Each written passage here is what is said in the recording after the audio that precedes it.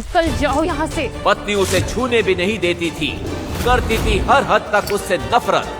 जिसे सब गरीब फटीचर घर जमाई समझते थे, क्यों उसके एक फोन कॉल पर आ गई अवनी के लिए एक 50 करोड़ की कार। क्या था उसका राज? करोड़पति ससुराल के इस गरीब जमाई की सच्चाई जब सामने आई तो खुल गए सबके भेजे के पुर्जे। क्या है इस घर जमाई की हकीकत?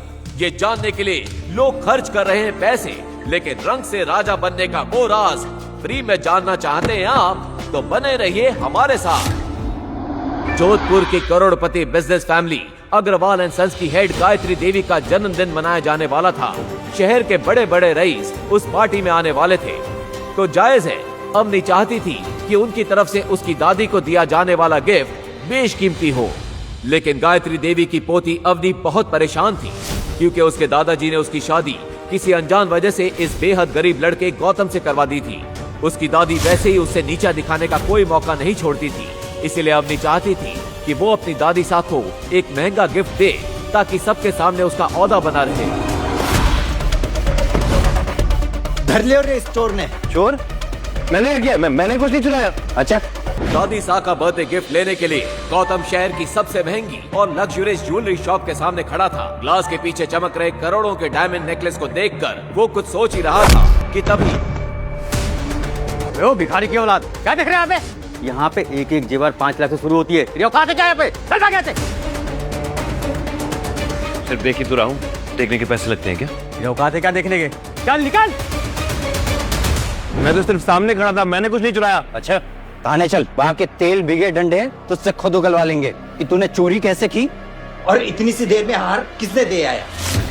चल ले चलो इसे। इंस्पेक्टर साहब आपको गलतफहमी हो रही है, मैंने कुछ नहीं चुराया। सर गलतफहमी हो रही है आपको इंस्पेक्टर साहब, मैंने कुछ नहीं किया, मैंने कुछ नहीं चुराया। इंस्पेक्टर साहब आप गलत समझ रहे हैं मुझे। इंस्पेक्टर साहब आपको गलतफहमी हुई है, मैं कोई चोर नहीं हूँ, मैं अवनी अग्रवाल का पति हूँ। इंस्पेक्टर एक मोटा डंडा लेकर गौतम को पीटने के लिए बढ़ा, तभी पीछे से एक कड़क आवाज आई।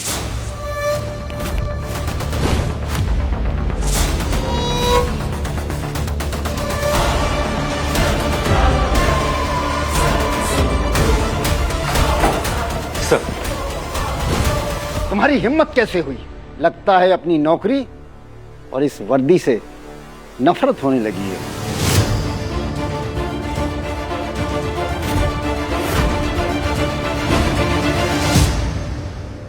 हुकुम, आपको यहाँ जो परेशानी हुई उसके लिए मैं आपसे माफी मांगता हूँ। फिर कमिश्नर ने अपने मोबाइल पर उस इंस्पेक्टर को कोई मैसेज दिखाया। वो देखते ही इंस्पेक्टर का चेहरा सफेद पड़ गया। सर मुझसे भूल हो गई, अब मुझे प्लीज माफ कर दीजिए। मैं सब भूल जाऊंगा, लेकिन एक शर्त पे। हुकुम। आपको भी मेरा ये राज भूलना होगा। मेरे इस राज के बारे में कानो कान किसी को खबर नहीं होनी चाहिए, खासकर मेरी बीवी को। हुकुम। गौतम के इतना कहते ही पूरे पुलिस स्टेशन में हंगामा मच चुका था। लेकिन एक सवाल, क्या सच में गौतम कोई चोर था या इसके पीछे कोई गहरा राज छुपा था? गौतम जैसे ही थाने से बाहर निकला, एक लग्जरी कार आकर वहां रुकी। उसमें से एक बुजुर्ग शख्स उतरे और उन्होंने गौतम के हाथ में एक छोटा सा बॉक्स दिया। गौतम जल्दी जल्दी अवनी की दादी साहब गायत्री देवी के बर्थडे वेन्यू पर पहुंचा। थैंक यू बेटा। याद के लिए। अरे शनाया, तुमको क्या जरूरत थी गिफ्ट लाने की? दादी क्या बात कर रहे हो? आपका बर्थडे और मैं खाली हाथ आ जाऊं? बिल्कुल भी नहीं। देखो देखो, इम्प्रेस हो जाओगे। ऐसी बात है, फिर तो देखना पड़ेगा।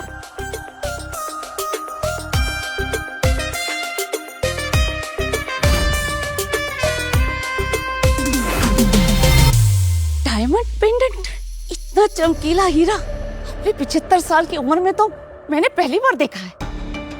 शनाया बेटी, तुम तो इस घर की बेटियों से बिल्कुल अलग, समझदार और स्मार्ट।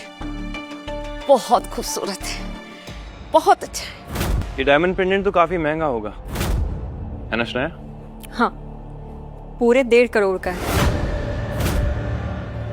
लगता है तुम्हें किसी ने उल्लू बनाया। 5 लाख का पेंडेंट 1.5 करोड़ में बेच दिया। कुछ भी। तू इस पार्टी को खराब करने आया, खुद तो निठल्ला है और डायमंड का दाम गलत बता के मेरी पोती को सबके सामने जलील करता है। दादी साहब, मुझ पे भरोसा नहीं है तो मिस्टर पारेख से पूछ लीजिए, वो तो राजस्थान के सबसे बड़े डायमंड मर्चेंट है ना। मिस्टर पारेख,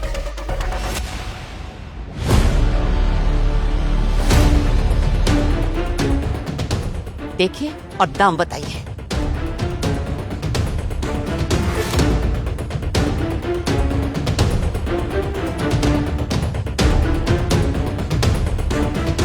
किसी ने नकली डायमंड को असली डायमंड की तरह तराशने की कोशिश की है।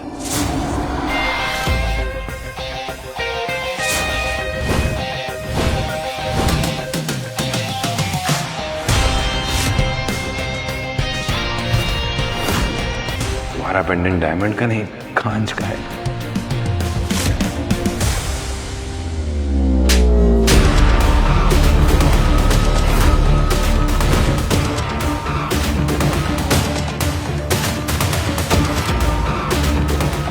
तेरी इतनी औकात कि मेरी पोती के लिए बोले? तू क्या गिफ्ट लेके आया डिठल्ले, वो बता।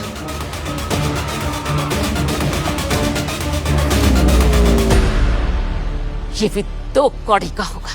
मिस्टर पारेख, मौका लगे तो इस तोहफे को भी परख लीजिएगा। आज से, बल्कि अभी से, मैं इस अग्रवाल खानदान से सारे नाते तोड़ता हूं। सारिसा, थप्पड़ नहीं मारना चाहिए था। जिस कुत्ते को आपने 2 साल तक पाला वो आज ये घर छोड़ के जा रहा है, लेकिन एक दिन आएगा कि आप खुद अपने घुटनों के बल बैठ के माफी मांगेंगे, तब बात करेंगे। अपने कहे इन शब्दों के गुरूर में गौतम पार्टी से चला गया। उसके इस तेवर से पार्टी में आए मेहमानों का मनोरंजन तो हुआ ही था, लगे हाथ अवनी की बेइज्जती भी हो गई थी। गौतम, लेकिन गायत्री देवी को पहली बार गौतम की बातों में एक रॉयल अंदाज दिखा था।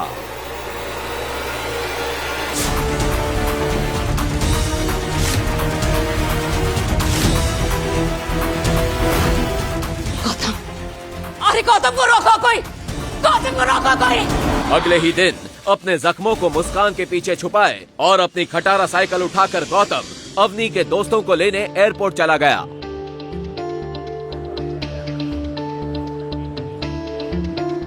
ले लैंड करे 20 मिनट हो चुके थे। अवनी के 2 दोस्त एयरपोर्ट पर गौतम का वेट कर रहे थे। तभी वहां खुद अवनी कैब से आ पहुंची। Hi, how are you? Good, and I'm so sorry I'm late. Gautam.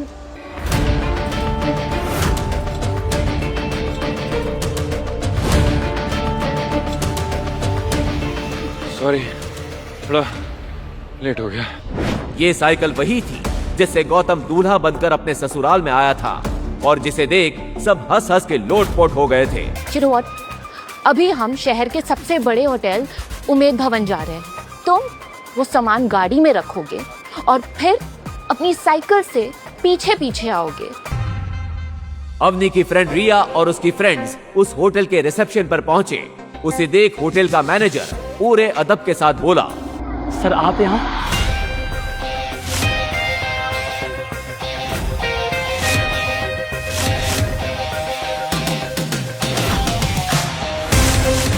Sir आप यहाँ हमारे गरीब खाने में? सर हम धन्य हो गए सर। सर हमारा सौभाग्य सर कि आप सर यहाँ पर आए। सर अब आप आ ही गए हैं तो मैं आपको अपने होटल का सबसे लग्जरियस रूम बुक कर देता हूँ। गौतम साहब, और इससे पहले कि वो मैनेजर आगे कुछ कहता कि अंदर खबर फैल गई। जैसे ही अंदर खबर फैली कि गौतम उमेद भवन में आया है, अंदर से राज्य के सीएम गौतम सर अपने सभी नेताओं के साथ बाहर आए और फिर जो हुआ उसे देखकर तो अवनी, रिया और उसकी सहेलियां लगभग बेहोश हो गईं।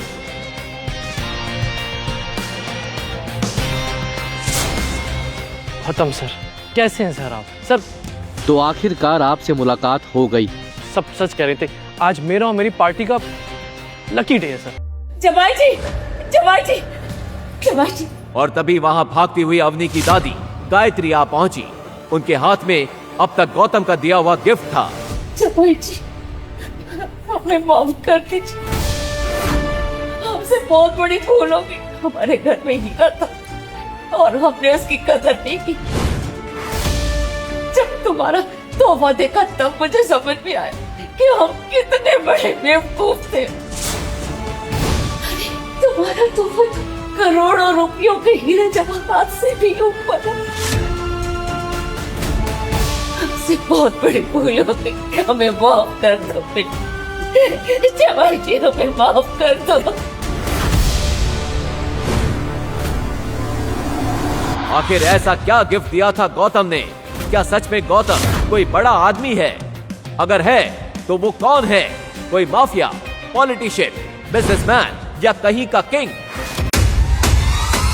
आगे की कहानी जानने के लिए नीचे दिए गए लिंक से डाउनलोड करें पॉकेट FM ऐप।